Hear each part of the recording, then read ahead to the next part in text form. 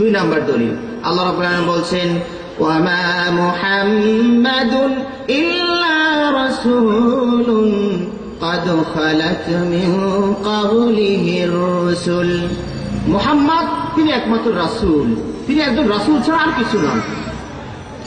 قد خلت من قبله الرسل তার পূর্বে অনেক রাসূল এসেছেন, অতিবাহিত হয়ে গিয়েছেন। তো মুহাম্মদ এসেছেন, তিনি একদিন চলে যাবেন, চিরদিন তিনি থাকবেন না, তিনি চিরঞ্জীব নন, চিরস্থায়ী নন। চিরঞ্জীব চিরস্থায়ী একমাত্র আল্লাহ। সুতরাং মুহাম্মদ সাল্লাল্লাহু আলাইহি ওয়াসাল্লাম একজন রাসূল, তিনি এসেছেন আবার চলে যাবেন। তাহলে এত আমরা বুঝতে পারলাম যে আল্লাহ মুহাম্মদ সাল্লাল্লাহু আলাইহি ওয়াসাল্লাম আল্লাহর একজন রাসূল।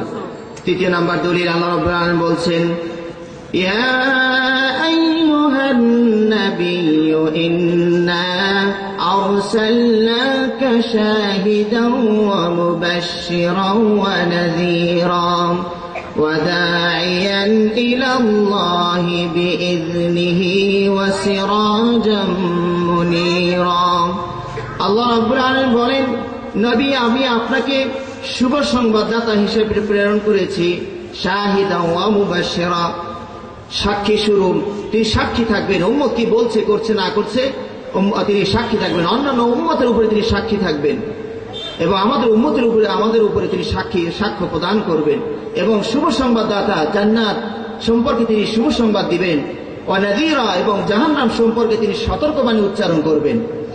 আর কি ওয়াদাইয়ান ইলাল্লাহি বিইذনিহি, আর আল্লাহর দিকে আহ্বানকারী হবেন, আর সিরাজাম মুনীরা, তাকে আল্লাহ রাব্বুল আলামিন উদ্দীপ্ত প্রদীপ করে পাঠিয়েছেন। তার ছোঁয়ায় আলো পেয়ে, তার কাছ থেকে আলো সংগ্রহ করে মানুষেরা আলোর সঠিক পথে দিশা পাবে, এই জন্য আল্লাহ রাব্বুল আলামিন রাসূলকে পাঠিয়েছেন। তাহলে এই তিনটি আয়াত সহ আরো অনেক অসংখ্য আয়াত এবং দলিল রয়েছে, যাতে প্রমাণ হয় আল্লাহ রাসূল সাল্লাল্লাহু আলাইহি ওয়াসাল্লাম আল্লাহর একজন কি রাসূল। এই কথা আপনাদেরকে মনে প্রাণে বিশ্বাস করতে হবে। দুই নাম্বার বিশ্বাস করতে হবে তিনি আল্লাহর একজন দাস। রাগ করলেন?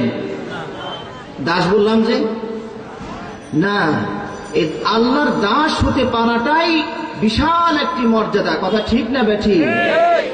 আল্লাহর দাস হতে পারা, প্রধানমন্ত্রীর পরে যদি কেউ থাকে মানে মন্ত্রী, তিনি যেমন মর্যাদার অধিকারী, তেমনি আল্লাহর দাস হওয়া এই যোগ্যতা যদি কারো থাকে, সেটা সবচেয়ে বড় একটি পদবী। কথা ঠিক না বেঠিক?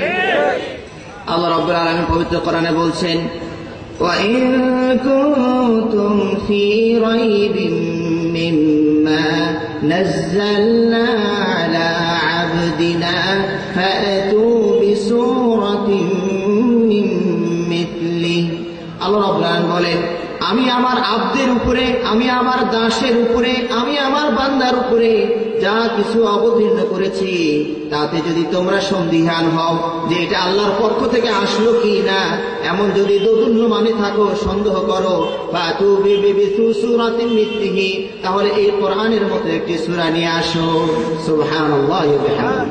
তাহলে এই আয়াতে প্রমাণ পাওয়া গেল যে আব্দ মানে দাস। আল্লাহ রাব্বুল আলামিন তার পবিত্র কোরআন অবতীর্ণ করেছেন একজন দাসের উপরে। বলি আলহামদুলিল্লাহ।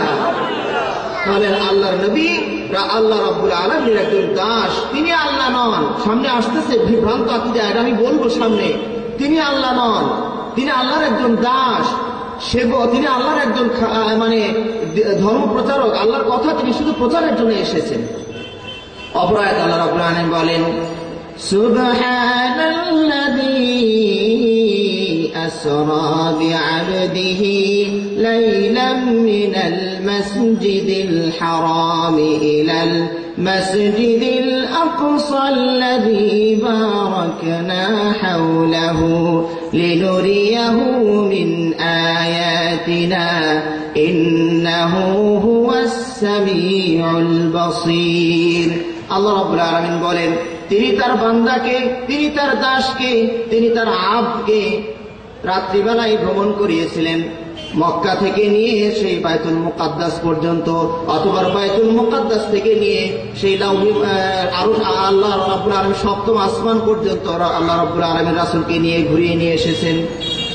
এত বড় একটা সফর করলেন, এত বড় একটা সফর করলেন। এত বড় সফর কেউ কোনোদিন করতে পেরেছে? আমরা হয়তো মঙ্গল গ্রহে চাঁদে যাওয়ার গর্ব নিয়ে আস্ফালন করছি, আস্ফালন করছে, চাঁদে যেতে পেরেছি। অনেক আগে 1400 বছর আগে যখন প্লেনের আবিষ্কার হয়নি, তখন আমার নবী, আপনার নবী, তিনি সপ্তম আসমান সফর করে এসেছেন কিনা? কি ব্যাপার, চুপ থাকলেন? তাহলে আল্লাহ রাসূল সাল্লাল্লাহু আলাইহি সাল্লাম তিনি সপ্তম আসমান সফর করে এসেছেন। এই সফরটা আল্লাহর সাথে কথোপকথনের জন্য তিনি গিয়েছিলেন কিনা? আল্লাহর সাথে যিনি কথোপকথন করতে যান, তিনি কি সাধারণ মানুষ? অনেক উন্নত মানুষ। এই যে এত উন্নত মানুষ হওয়ার পরেও আল্লাহ রাব্বুল আলামিন তা এই কোরআনে বলেছেন কি আমি আমার বান্দাকে নিয়ে গেলাম। তাহলে বান্দা উপাধিটা কত বড় আল্লাহ রাব্বুল আলামিনের কাছে। সুতরাং আমরা আল্লাহর বান্দা হতে পেরে গর্বিত। কথা ঠিক না বেঠিক? এবার আমরা আসুন, আল্লাহ রাসূল সাল্লাল্লাহু আলাইহি ওয়াসাল্লামের আনুগত্য করতে হবে। আমি স্বীকার করলাম তিনি রাসূল, আমি স্বীকার করলাম তিনি আল্লাহর বান্দা, তিনি রব নন, তিনি আল্লাহ নন, তিনি আল্লাহর একজন বান্দা, এটা স্বীকার করলাম। 2 নম্বরে বিশ্বাস করতে হবে, তার আনুগত্য করতে হবে। আল্লাহ রাব্বুল আলামিন বলেন, قل إن كنتم تحبون الله فاتبعوني يحببكم الله ويغفر لكم ذنوبكم والله غفور رحيم। আল্লাহ রাব্বুল আলামিন বলেন, ইন কুনতুম তুহিব্বুন আল্লাহ, যদি তোমরা আল্লাহকে ভালোবাসতে চাও, আল্লাহর ভালোবাসা পেতে চাও, ফাত্তাবিউনি, তাহলে আমি মুহাম্মাদের অনুসরণ করো। আমরা যদি আল্লাহর ভালোবাসা পেতে চাই, তাহলে আমাদেরকে কি করতে হবে? রাসূলকে ভালোবাসতে হবে, অনুসরণ করতে হবে। হ্যাঁ, সুন্দর বলেছেন, রাসূলকে অনুসরণ করতে হবে। তাহলে কি লাভ কি হবে? ইউহিব্বুকুমুল্লাহ, 2টো লাভ হবে। আপনি যদি আল্লাহর ভালোবাসা পেতে চান, তাহলে আল্লাহ রাসূলের আনুগত্য করবেন, অনুসরণ করবেন। রাসূল যা যা বলেছেন তা অক্ষরে অক্ষরে পালন করার চেষ্টা করবেন। আমরা কি তা করি? তাহলে আমরা রাসূলের আনুগত্য থেকে অনেক দূরে সরে পড়েছি। আমাদের আজকে যত মাহফিলের লোকজন আছেন, তাদের সবার প্রতি আমার বিনীত অনুরোধ, আবেদন, আপনাদের আসল নেতার কথা ভুলে গেছেন। কথা ঠিক না বেঠি? আসল নেতার কথা ভুলে গিয়ে নকল নেতার পিছনে আপনারা দৌড়াদৌড়ি করছেন। আসল নেতা হচ্ছে আপনার মুহাম্মাদুর রাসূলুল্লাহ সাল্লাল্লাহু আলাইহি ওয়াসাল্লাম। আল্লাহ রাব্বুল আলামিন বলছেন, আল্লাহ রাব্বুল আলামিন কিয়ামতের দিন মানুষকে প্রত্যেক নেতার পিছনে ডাক দিবেন। যার নেতা তার সাথে করে কিয়ামতে উপস্থিত হবেন। সুতরাং মুহাম্মদ রাসূলুল্লাহ যদি কেউ কারো নেতা হয়, তাহলে তিনি রাসূলের সাথে করে হাসরের ময়দানে উপস্থিত হতে হবেন। এই সৌভাগ্য অর্জন করতে আপনারা রাজি আছেন না নাকি? রাসূল আমাদের ইমাম হবে, আল্লাহ রাসূলের আনুগত্য করতে হবে। আল্লাহ রাসূল যদি আনুগত্য করি, 2টো লাভ, মানে টাটকা ফলাফল। আল্লাহ রাব্বুল আলামিন বলছেন, ইউহিব্বুকুমুল্লাহ, আল্লাহ তোমাদেরকে ভালোবাসবেন, আল্লাহ তোমাদেরকে ভালোবাসবেন। আজকে কোন মেয়ের ভালোবাসা পাওয়ার জন্য কত মানুষ পাগলের মতো হন্যে হয়ে ঘুরে বেড়াচ্ছে। একটা মেয়ে তার ভালোবাসার জন্য হন্যে হয়ে ঘুরে বেড়াচ্ছে। আর আল্লাহ রাসূলের যদি আপনি আনুগত্য করেন, তাহলে মহান আল্লাহ আপনাকে ভালোবেসে ফেলবেন, চাওয়া লাগবে না। শুধু যদি আল্লাহ রাসূলের আনুগত্য আপনি করতে পারেন, তাহলে আল্লাহ অটোমেটিকলি আপনাকে ভালোবেসে ফেলেন। বলি আলহামদুলিল্লাহ। আর কি করবেন? ওয়ায়াগফির লাকুম যুনুবাকুম, আর তোমাদের গুনাহ খাতাগুলো মাফ করে দিবেন। আমরা নিষ্পাপ কে কে আছে? একটু হাত উঠান তো। নিষ্পাপ, কোনো পাপ নাই। সুবহানাল্লাহ। কেউ আমরা নাই, সবাই আমরা পাপী। কেউ হয়তো বড়টা করেছি, কেউ হয়তো ছোটটা করেছি। কমপক্ষে চোখের পাপ থেকে তো আমরা রক্ষা পাওয়াই কঠিন হয়ে গেছে। কথা তাই কিনা? সুতরাং আজকে কেউ হাত উঠাতে বলতে পারলেন না যে আমি নিষ্পাপ। কোন আলেম ওলামাও পারবেন না যে আমি নিষ্পাপ, পারবেন নাকি? সুতরাং যত বড় পীর আর বুজুর্গই হোক, তারও পাপ আছে না নাই?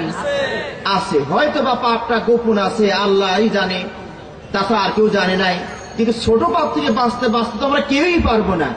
চোখের জেনা, হাতের জেনা, পায়ের জেনা, অন্তরের জেনা, এগুলো সবার মানুষের মধ্যে প্রায় রয়ে গেছে। কথা তাই কিনা? সুতরাং আমরা কেউ নিষ্পাপ না। এই নিষ্পাপ যেহেতু নয়, তাহলে আল্লাহর ক্ষমার দরকার আছে না নাই? আল্লাহর ক্ষমা পেতে হলে কি করতে হবে? ভুলে গেছেন তো? রাসূলের আনুগত্য করতে হবে, তাহলে আল্লাহ রাব্বুল আলামিন আপনাকে ক্ষমা করে দিবেন। এরপর আল্লাহ রাসূল হাদিসে বলছেন, মান আতাআনি ফাকাদ আতাআ আল্লাহ, যে ব্যক্তি আমার অনুসরণ করলো সে আল্লাহর অনুসরণ করলো, ওমান আসানি ফাকাদ আসাল্লাহ, যে ব্যক্তি আমার নাফরমানি করলো সে আল্লাহর নাফরমানি করলো। এবার আনুগত্য করলেন, এবার রাসূলকে ভালোবাসতে হবে, রাসূলকে ভালোবাসতে হবে। আজকে ম্যারাডোনাকে এত ভালোবাসে, বুকে পিঠে করে নিয়ে ঘুরে মানুষ, বাংলার মুসলমান বুকে পিঠে করে নিয়ে ঘুরে, মানে ভালোবাসতে বাসতে হৃদয়ে আর জায়গা নাই। এখন গেঞ্জির উপরে ছাপ মারছে, বুকে আর পিঠে ছাপ মেরে নিয়ে ঘুরে ম্যারাডোনা, আরো কি কি নাম আছে আমি তো সব বলতে পারবো না। এদের মোহাব্বতের ঠেলায় বুকে নিয়ে ঘুরে, দেখেন আমি কত ভালোবাসি। আরে ধরা খাবেন কিয়ামতের দিন। একজন অমুসলিমকে শুধুমাত্র একটু ভালো খেলোয়াড় হওয়ার কারণে একবারে জান প্রাণ দিয়ে ভালোবেসে ফেললেন, কিয়ামতের দিন জবাব দিতে হবে। কথা ঠিক না বেঠি? একজন সাহাবীর নাম মনে নাই, কোরআনের 10টা সূরা বলতে পারি না, আর ক্রিকেট খেলোয়াড়দের 1 ডজনের নাম মুখস্থ আছে। হিসাব দিতে হবে। আল্লাহ রাসূলকে ভালোবাসতে হবে। আমি তো নিজে বলছি না, দলিল দিয়ে কথা বলবো। আল্লাহ রাসূল বলছেন, لا يؤمن أحدكم حتى أكون أحب إليه من والده وولده والناس أجمعين।